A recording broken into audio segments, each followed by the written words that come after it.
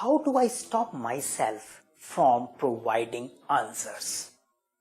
Now, many times I get this question from my Agile coaching participant. Now, let me tell you the background story.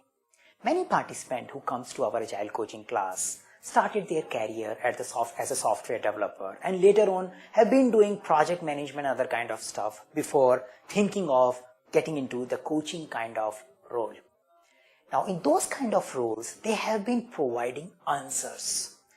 Stakeholders, team members comes to them with the questions, with their issues, and these people are mastered in solving those problems. They give answers.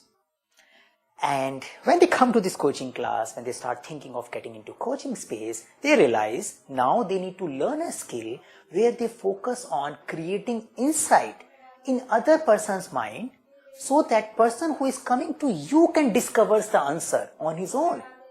And here the struggle starts. Because you have been providing solutions and now you need to help the other guy to discover the solution. And since the struggle, there is a question, how to do it? My answer is simple. Do you really know the solution whenever somebody comes to you? As you get into a senior jobs, do you really know the solution? Or you think you know the solution? If you reflect on this question, you may realize many times you think you know the solution because the type of problem you are solving right now are not the similar with what type of problem you have been solving before.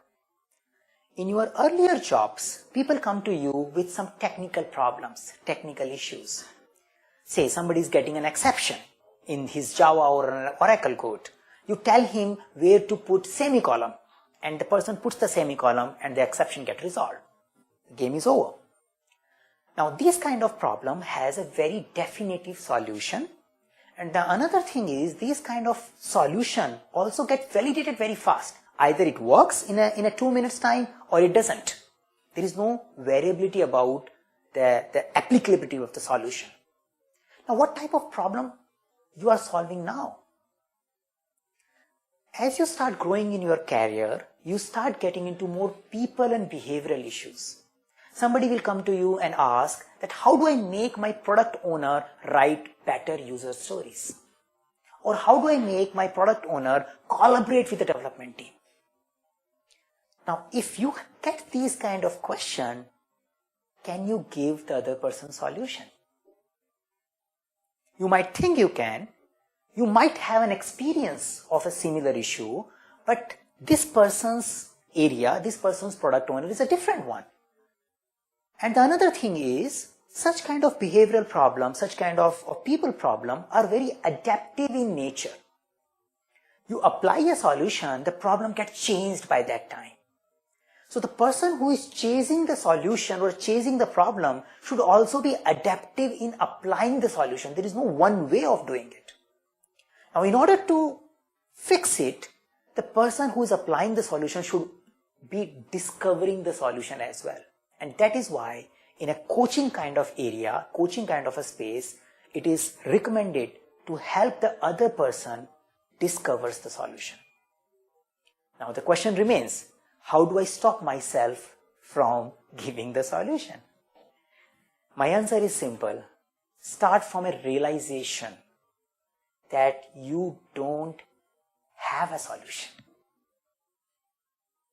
You might think you have it. You might have an experience, and you can share that experience by sharing that I had this experience before. But it cannot be a definitive solution for someone else because the other person has to solve it in his own context.